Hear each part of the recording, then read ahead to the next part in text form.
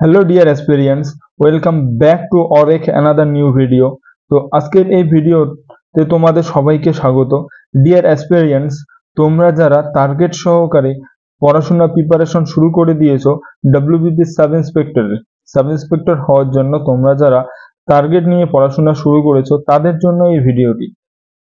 তোমরা এই ভিডিওটি স্কিপ না করে শেষ অবধি অবশ্যই দেখবে।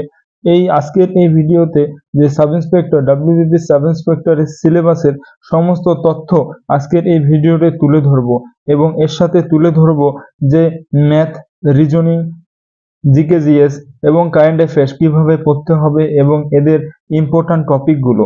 এই টপিকগুলো আমরা প্রিভিয়াস ইয়ার কোশ্চেন অ্যানালাইজ করে তুলে নিয়েছি, এবং এই টপিকগুলো থেকে বিগত বছরের অনেক কটি করে কোশ্চেন এসেছে।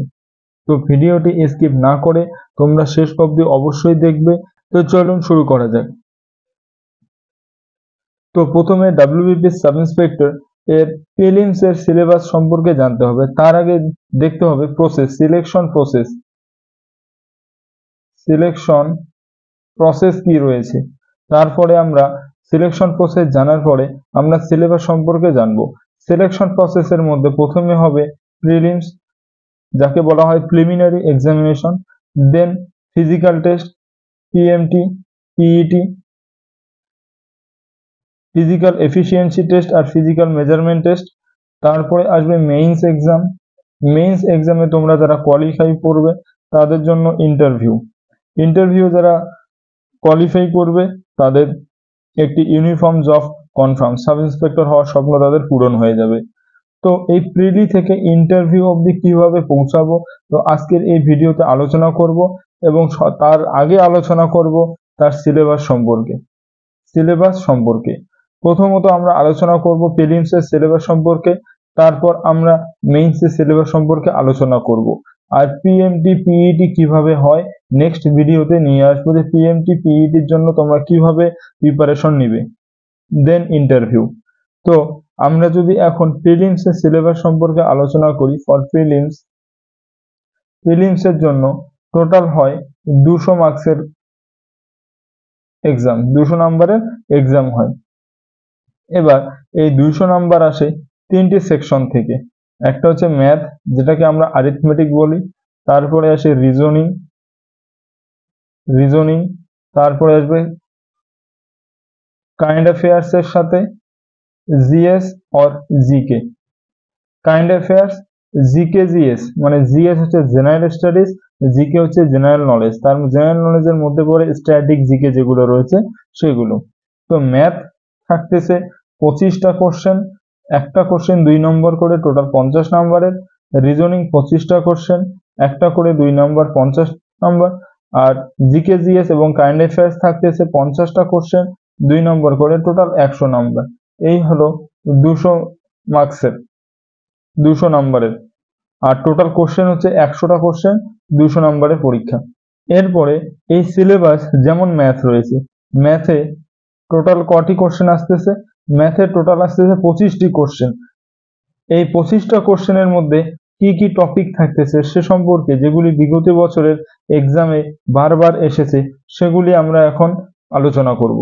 সেগুলি তো অ্যারিথমেটিক থেকে এসেছে, যেটা ম্যাথ আছে percentage, ratio and proportion, time and work, time and distance, লসাগু অ্যান্ড গসাগু, যাকে এইচসিএফ অ্যান্ড এলসিএম বলে, এসআই এবং সিআই মানে simple interest, compound interest, simplifications, algebra, problems on train base যে কোশ্চেন গুলো রয়েছে সেগুলো, বেসিক জিওমেট্রি থেকে আসে, মেনসুরেশন থেকে আসে, মেনসুরেশন 2D 3D, 2D থেকে আসে, 3D থেকে কম আসে, profit and loss, boat and streams, profit and loss, percentage, ratio and proportion, এই তিনটি টপিক খুব important.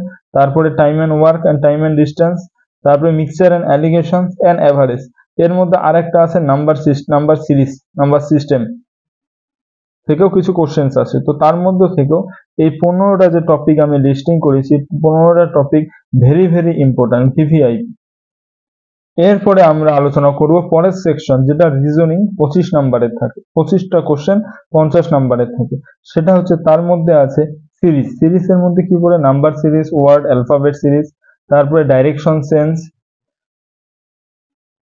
Cube and dice, very very important, syllogism important একটা আসবেই, কিউব অ্যান্ড ডাইস তো আসবেই, ভেন ডায়াগ্রাম থেকে আসবে একটা, logical arrangement, setting arrangements, statement base question যেগুলো রয়েছে, analogy, order and rankings, mirror image, blood relations, coding decoding, counting figure এবং ক্যালেন্ডার, এগুলি থেকে ক্যালেন্ডার থেকেও আসে।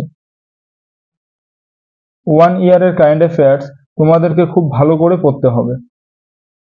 আর জিএস যেটা জেনারেল স্টাডিজ আর জিকে এই নিয়ে এখন আলোচনা করব। আগে বলবো যে জেনারেল স্টাডিজ এর মধ্যে কি কি পড়ে।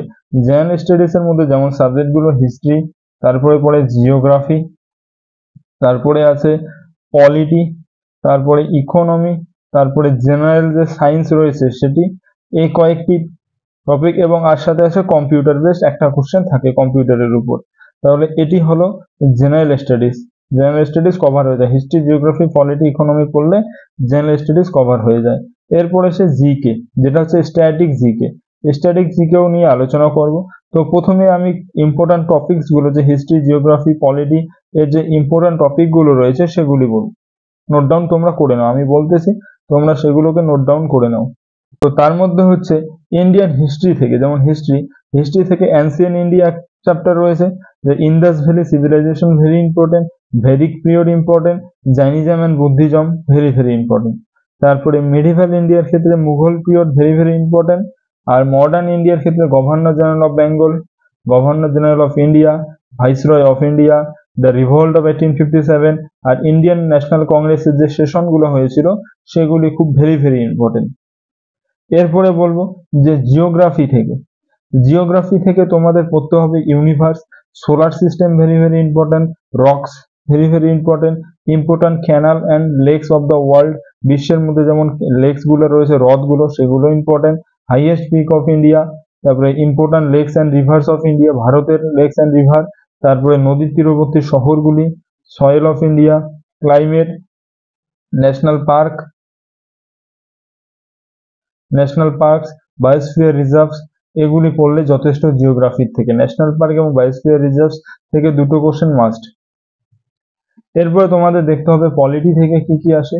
পলিটি থেকে আসে important articles, the president, vice president, supreme court, high court very very important.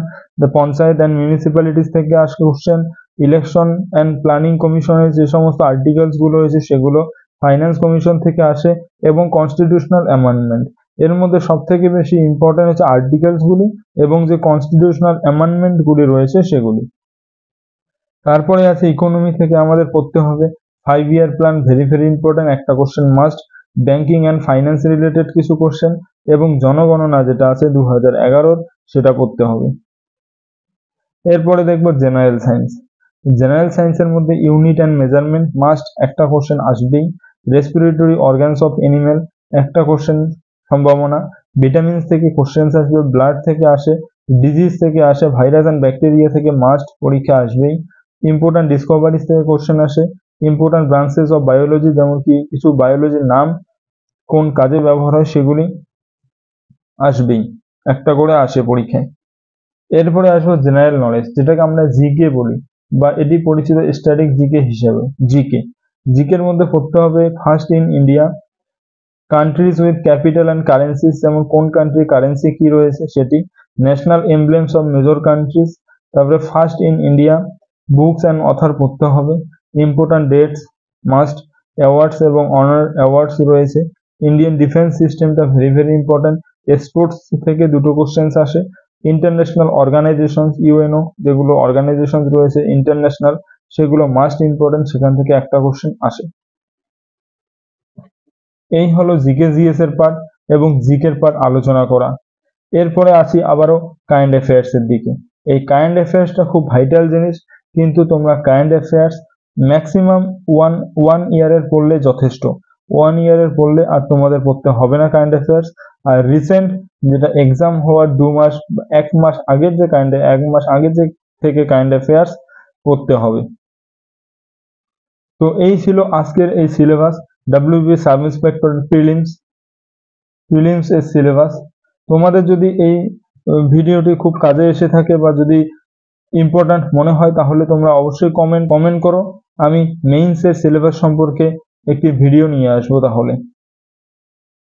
তো ভিডিওটি যদি ভালো লেগে থাকে তাহলে অবশ্যই লাইক করবেন, শেয়ার করবেন এবং চ্যানেলটিকে সাবস্ক্রাইব করবেন এবং ভিডিওটি বন্ধুদের সাথে শেয়ার করবেন, যে বন্ধুগুলো তোমাদের সাথে প্রিপারেশন নিচ্ছে খুব টার্গেট সহকারে, তাদেরকেও শেয়ার করবেন।